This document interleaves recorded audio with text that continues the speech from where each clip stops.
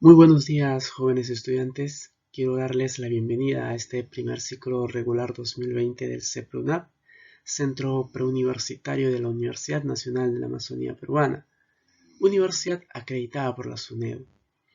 También quiero darles la bienvenida al curso de Ciudadanía, curso que va a ser dictado por mi persona, el licenciado John Claus Tostado Dorado. El curso lo vamos a tratar de llevar de una manera muy puntual y precisa, con términos fáciles de entender, y si en caso por parte de ustedes existiera alguna duda, una inquietud o alguna pregunta, pueden hacerlo a través de la plataforma que va a estar habilitada para el caso. Y a través de ella también voy a poder responder a todas sus preguntas e inquietudes. Entonces, ya aclarado estos puntos, vamos ya a iniciar con el primer tema que corresponde al desarrollo del curso. El primer tema que nos corresponde desarrollar es derechos humanos. Y para adentrarnos dentro y para poder entender este término que corresponde a derechos humanos, tenemos que conocer qué son los derechos humanos.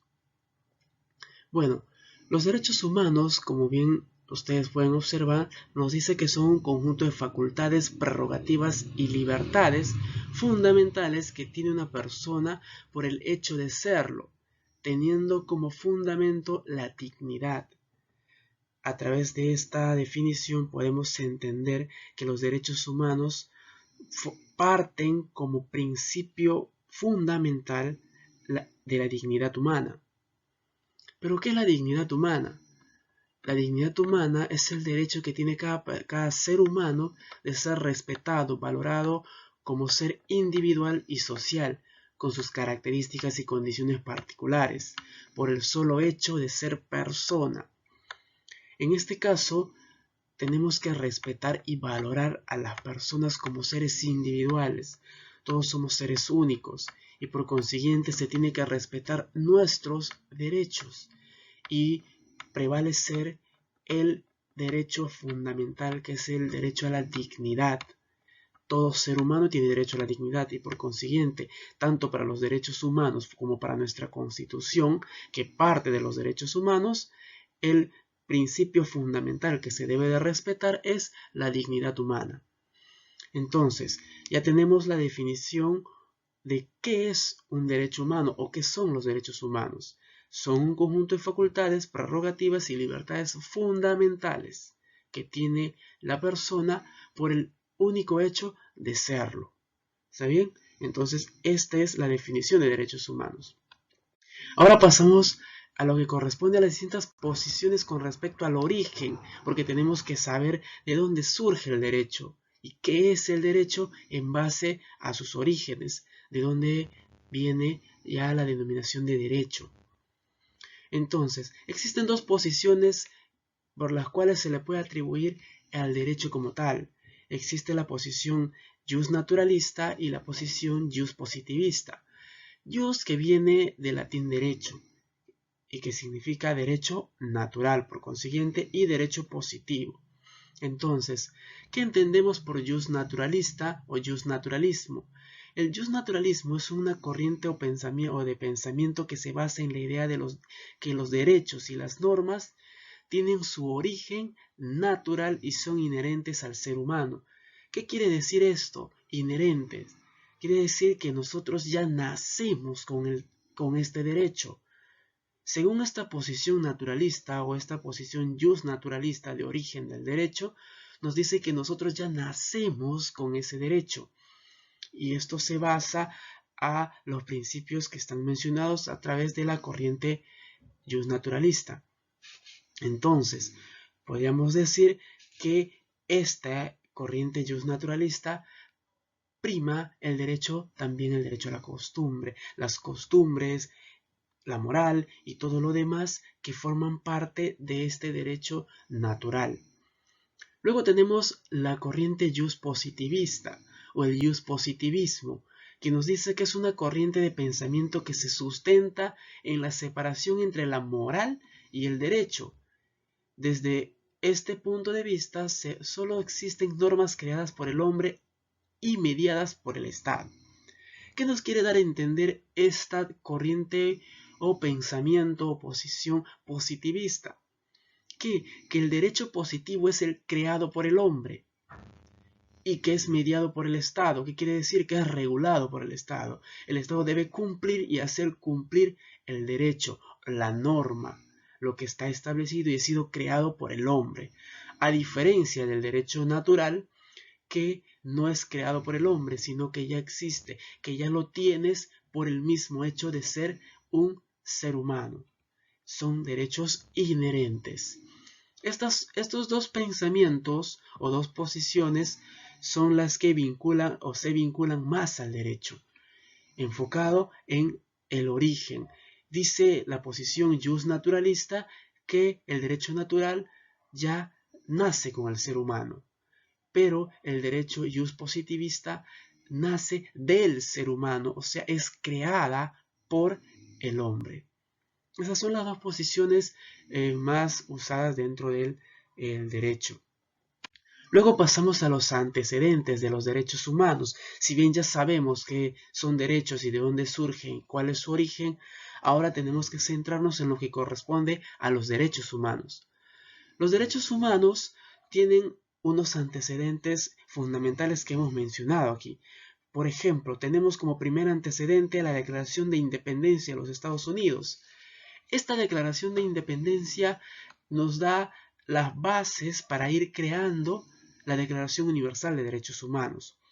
Luego tenemos a la Declaración de los Derechos del Hombre y del Ciudadano, que es creada después de la Revolución Francesa, o mejor dicho, es consecuencia de la Revolución Francesa. Y por último, tenemos el nacimiento de la Organización de las Naciones Unidas, la ONU, en el año de 1945. ¿Por qué mencionamos el nacimiento de la Organización de las Naciones Unidas? ¿Por qué? Porque es a través de la Asamblea General de las Naciones o de la Organización de las Naciones Unidas que se crea la Declaración Universal de los Derechos Humanos. ¿Y en qué año se crea la Declaración Universal de Derechos Humanos? Se crea en el año de 1948. Esta Declaración Universal de los Derechos Humanos tiene su sustento y su fundamento o sus antecedentes en la Declaración de Independencia de los Estados Unidos y la Declaración de los Derechos del Hombre y del Ciudadano, que le sirven como base para su creación. Luego pasamos a lo que corresponde a las características de los derechos humanos. Los derechos humanos nos mencionan en esta imagen, nos mencionan 6 características. La primera, que es inherente al ser humano.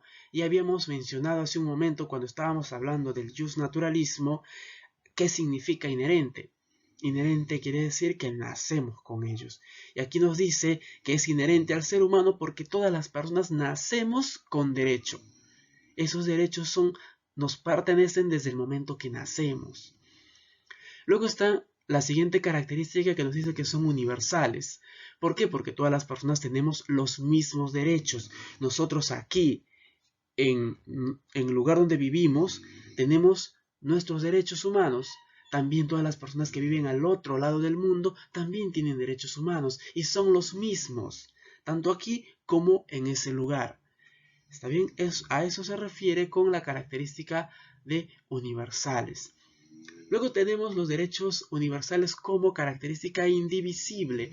¿Por qué? Porque dice que suprimir alguno de ellos pone en peligro el ejercicio de todos los demás.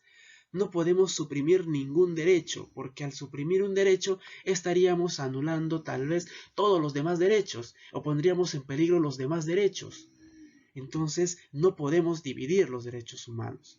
Están todos y como están tal cual son, debemos de respetarlos y cumplirlos. Inalienables, ¿por qué? Porque los derechos humanos no pueden ser lesionados o destruidos.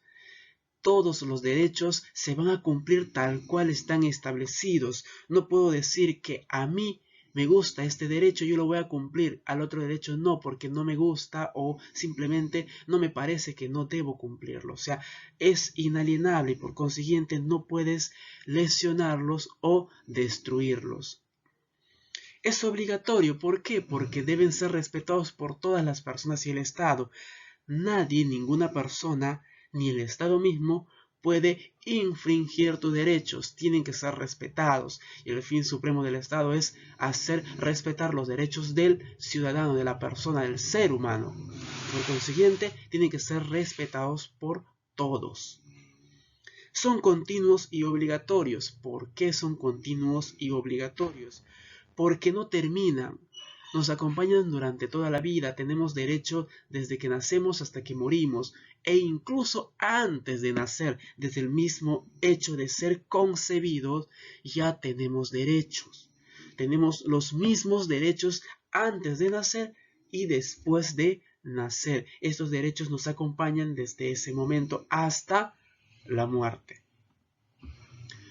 Luego de las características, vamos a ver ahora la clasificación de los derechos humanos. ¿Cómo están clasificados los derechos humanos? Los derechos humanos están clasificados en 3 generaciones. Vamos a ver la primera generación, que corresponde a... se da su inicio a través de la Revolución Francesa. Y estos derechos son los que se conocen como los derechos civiles y políticos. Estos derechos están relacionados con la persona humana como ser individual. ¿Qué quiere decir? Que estos derechos le corresponden a cada persona como ser único, como ser individual. Ahí vamos a encontrar, por ejemplo, los derechos de la persona, los derechos civiles. Tenemos a la vida e integridad física, a la igualdad ante la ley. Todos somos iguales ante la ley. La ley nos dice... nos da los derechos para todos, no dice esta ley es para los varones, esta ley es para las mujeres, o esta ley es para los blancos, esta ley es para los esta ley es para los ricos. No, todos somos iguales ante la ley, todos somos reconocidos como seres humanos. Luego tenemos el derecho a la libertad y a la seguridad personal. El derecho a la libertad tiene que ser respetado por todos, nadie te puede privar de la libertad, ni mucho menos atentar contra tu seguridad. Ese es un derecho fundamental. La libertad a la propiedad y herencia. Tienes derecho a la propiedad y a la herencia, derecho a heredar. Y a la libertad de conciencia. También tenemos derecho a la libertad de conciencia. O sea, ¿qué quiere decir? Que puedes pensar, puedes profesar una religión, puedes tener una ideología. Tú eres libre de tener una ideología, profesar una religión, pensar como quieras, pero ojo, el derecho tuyo termina cuando inicia el derecho del otro. ¿Qué quiere decir? Que tu derecho no está por encima de los demás. Todos tenemos los mismos derechos y por consiguiente tienes que respetar también a las otras personas, porque tanto tú como las otras personas tienen derechos. Luego tenemos los derechos políticos. ¿Qué derecho? Derecho a elegir y ser elegido. O sea, tú como persona, como ser individual, puedes elegir a quien tú quieras como tu representante, ya sea un gobernante o una autoridad en el lugar en el cual tú te estás desenvolviendo, o a quien quieras elegir como tu representante. Puedes elegir a tu presidente, puedes elegir a tu gobernador regional y puedes elegir a tus alcaldes. También puedes tú ser elegido, nadie te puede privar de ese derecho. Luego tenemos a formar partidos políticos. Si profesas una ideología política, también puedes formar tu propio partido político o formar parte de un grupo político. Al asilo político y a la ciudadanía. Obviamente que la ciudadanía se va a ejercer recién desde el momento de que cumplimos 18 años de edad, porque recién vas a ejercer la ciudadanía. Luego tenemos los derechos de segunda generación, que surgen después de los derechos de primera generación, pero estos no anulan a los derechos de primera generación, sino que complementan, o sea, van a complementar los derechos que ya existen en la primera generación. Y estos están relacionados principalmente con los derechos económicos, sociales y culturales. Y estos derechos van a ser reconocidos recién a partir del siglo XX, a partir de los principios del siglo XX.